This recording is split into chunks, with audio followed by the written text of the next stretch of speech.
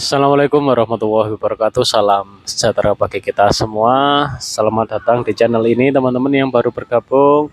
Silakan dibantu untuk like dan subscribe-nya bagi teman-teman yang baru menemukan channel ini.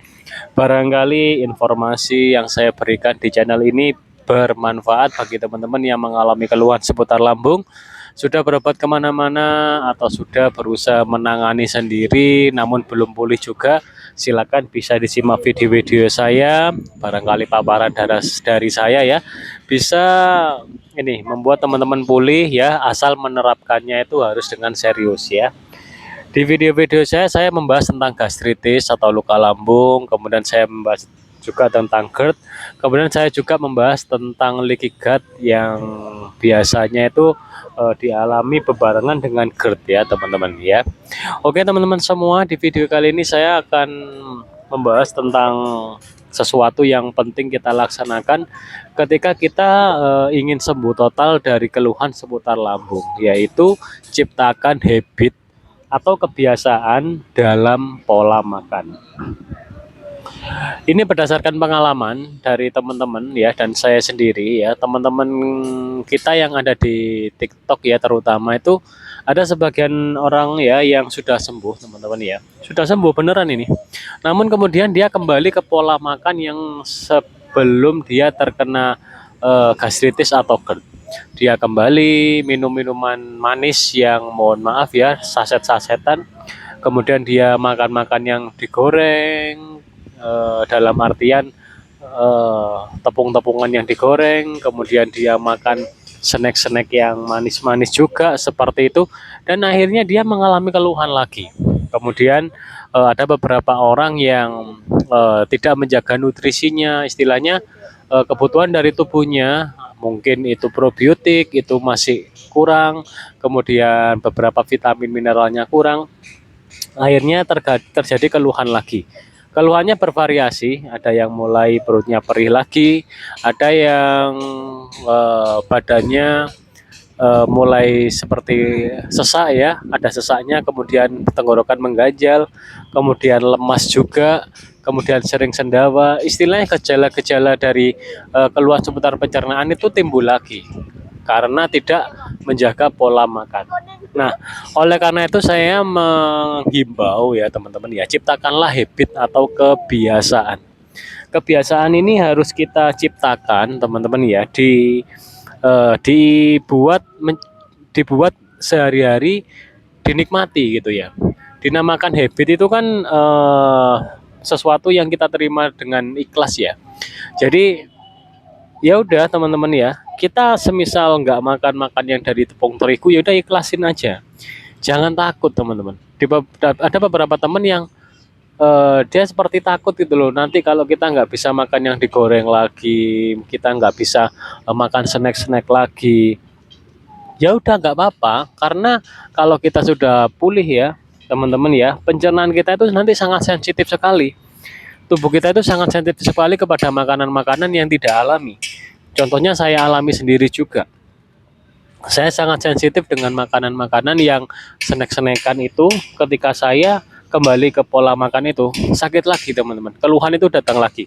Setelah saya ciptakan habit kebiasaan, ya udah makanan yang aman ini seperti ini, keluhan itu tidak datang lagi. Namun yang cukup waktu panjang ya untuk pemulihannya itu di leaky gut-nya, kebocoran usus, karena di situ kita memerlukan asam amino ya, atau sesuatu zat-zat ya yang penting untuk pemulihan dari usus halus kita itu.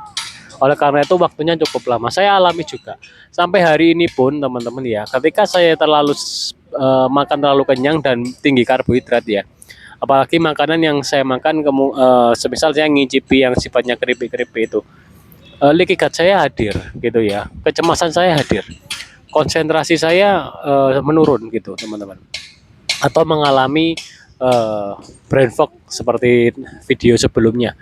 Jadi fokus itu agak sulit, kemudian kecemasan, ketakutan itu timbul teman-teman. Karena apa teman-teman ya, leaky gut itu belum pulih betul, jadi waktunya itu cukup lama untuk pemulihan leaky gut. Oleh karena itu sabar ya teman-teman ya. Saya sendiri adalah seorang pejuang GERD ya, GERD saya sudah pulih namun ini yang masih dalam proses pemulihan itu leaky gut. Jadi istilahnya tenaga kita memang teman-teman ya itu tidak bisa kita bandingkan, tidak samakan dengan sebelum kita terkena GERD istilahnya yang powerful, tidak bisa. Ada faktor-faktor yang harus kita jaga tenaga kita tidak boleh terlalu capek gitu ya, karena sangat-sangat berefek kepada ini konsentrasi yang kita alami gitu ya, konsentrasi saat nyetir, semisal nyetir motor, nyetir mobil teman-teman. Kemudian tidak hanya itu, kita terlalu sering scroll media sosial teman-teman ya, itu juga bisa menambah stres di dalam tubuh kita. Oleh karena itu teman-teman yang mengalami anxiety, kalau semisal bermain smartphone atau handphone ya, jangan terlalu lama-lama, dalam artian jangan terlalu banyak scroll karena informasi yang kita terima di scroll di video short itu ada hook 3 detik, itu sangat menyita konsentrasi kita. 3 detik pertama dari satu shot video kita masukkan informasi ke dalam otak kita scroll lagi 3 detik masuk lagi teman-teman, itu sudah sangat membuat pikiran kita menjadi bertambah informasinya. Ketika kita mengalami anxiety teman-teman ya, atau gejala kecemasan, itu akan menambah berat pikiran kita, sehingga biasanya kita mengalami kecemasan yang berlebihan. Oke teman-teman semua, pesan saya itu ciptakanlah habit atau kebiasaan bagi teman-teman yang ingin pulih total dalam hal seputar lambung ya teman-teman ya, karena dalam beberapa grup ya, saya juga mengikuti beberapa grup di Facebook ya teman-teman ya, banyak sekali yang belum pulih dan mereka biasanya akhir-akhirnya dirujuk ke poli jiwa. Kalau sudah dirujuk ke poli jiwa, di situ nanti ada namanya obat penenang teman-teman. Dan kalau teman-teman udah konsumsi obat penenang, biasanya sulit untuk melepas ya. Walaupun bisa dilepas pelan-pelan, tapi sulit. Di sini saya berdasarkan pengalaman saya memberikan pengalaman yang saya laksanakan, kita pulih alami dengan menggunakan nutrisi dari alam ya teman-teman ya, sehingga kita bisa beraktivitas lagi dengan normal. Oke teman-teman, pesan saya itu ya, ciptakanlah habit kebiasaan dalam pola makan.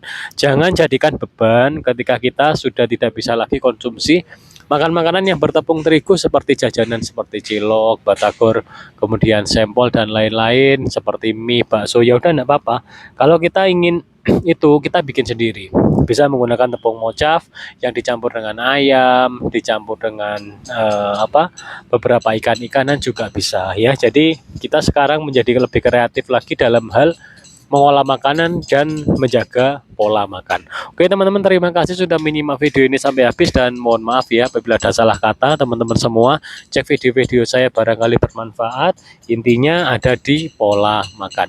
Oke teman-teman semua, salam sehat dari kita. Mohon maaf apabila ada salah kata. Wassalamualaikum warahmatullahi wabarakatuh. Salam sejahtera bagi kita semua.